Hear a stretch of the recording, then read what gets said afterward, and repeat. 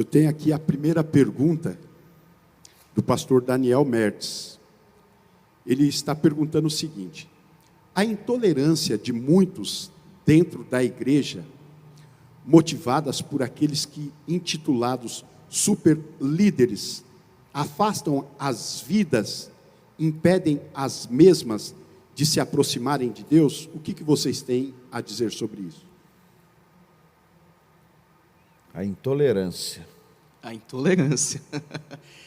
Eu penso, Ricardo e Ronildo, Hércules, que o grande problema que a gente tem que bater de frente, a gente tem que ser ousado e corajosos para aqui afirmar, é que os religiosos são os piores dos homens. Porque eles matam em nome de Deus. Eles agridem em nome de Deus. Eles roubam em nome de Deus. A gente deve se recordar daquele texto de Jesus, que ele fala que o salteador não veio para matar, roubar e destruir.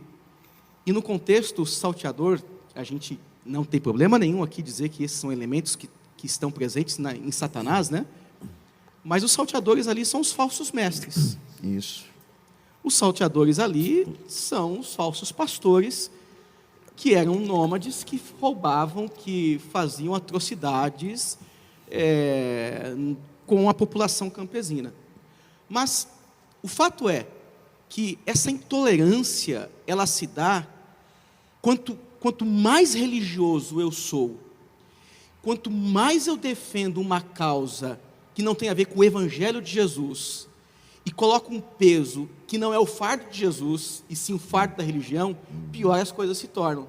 Aí eu começo a cobrar o que a Bíblia não cobra, eu começo a estipular pedágio que a Bíblia não estipula, eu começo a estabelecer trízimo que a Bíblia não estabelece, começo a fazer campanhas e colocar um peso para que a pessoa esteja lá todos os cultos, e por meio de estar presente em todos os cultos, eu começo a considerar que a minha igreja está crescendo e com isso eu ganho.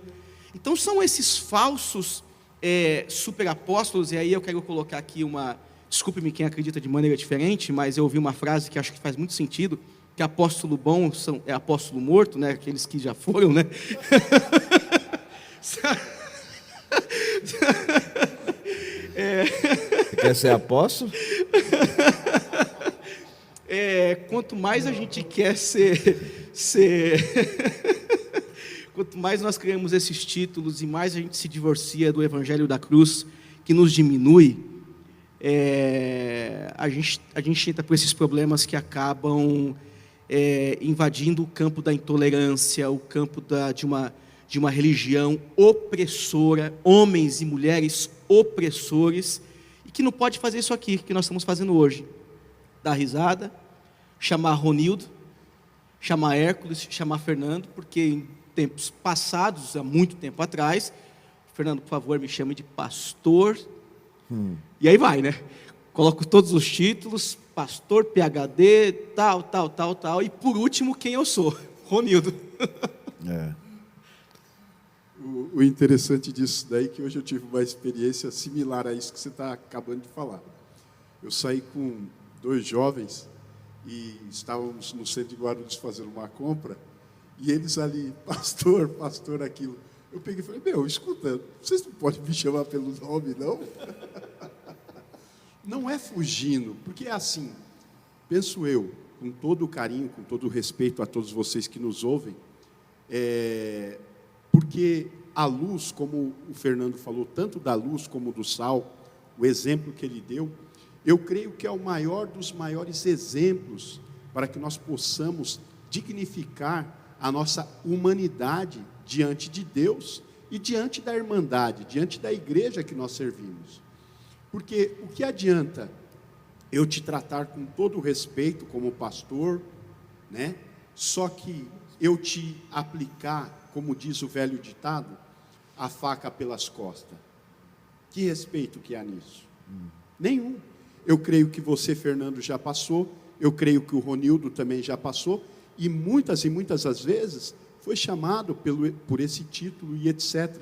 não é o título que vai fazer a pessoa brilhar, mas sim o Cristo que existe dentro de cada um dentro de nós. Amém? A gente vive aí os conflitos, né? E passa porque até tem uma escrita aí que Phillips diz assim: ninguém que compreenda o propósito da salvação ousaria especular que uma pessoa pudesse ser salva sem aceitar o senhorio de Cristo. Cristo não pode ser o Senhor da minha vida se eu for o Senhor dela.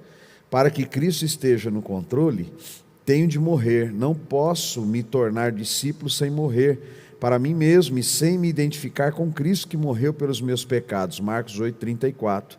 O discípulo segue o seu mestre até mesmo a cruz.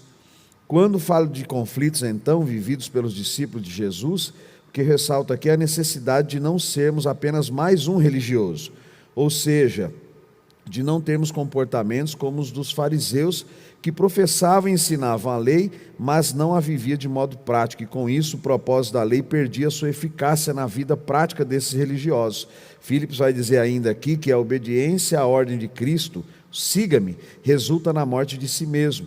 Um cristianismo sem essa morte é apenas uma filosofia abstrata, é um cristianismo sem Cristo. Provavelmente, muitos conflitos surjam nas mentes dos que decidem por fé e de livre e espontânea vontade serem discípulos de Cristo, justamente por terem que negar as suas próprias vontades. Tarefa essa que não é fácil, pois exigirá dos discípulos temor, santificação e amor ao Senhor. Segundo MacDonald, para ser discípulo do Senhor Jesus, é preciso abandonar tudo.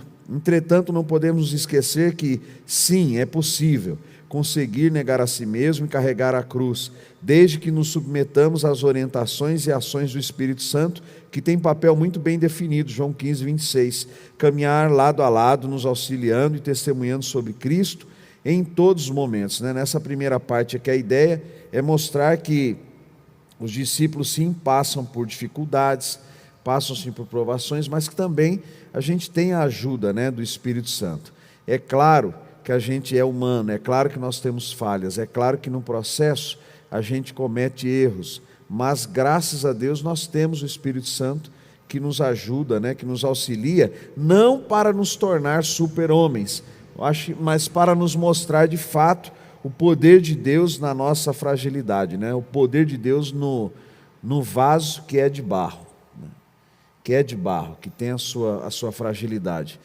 Dentre isso daí, pastor Ronildo, que você acabou de dizer, o fator de nós estarmos falando da questão de nós sermos humanos, de nós termos as nossas mazelas, isso não quer dizer que nós vamos viver pecando conscientemente dos nossos erros. Não é nada disso. Muito pelo contrário, nós vamos continuar buscando em Cristo o quê? Buscando em Cristo a sua verdade, buscando em Cristo a sua forma de ser, o seu jeito natural de ser.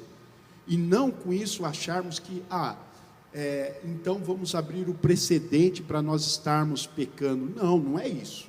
A palavra do Senhor em Romanos diz para que nós não pequemos mais, porque se nós fizermos isso, nós estaríamos sacrificando o Senhor novamente.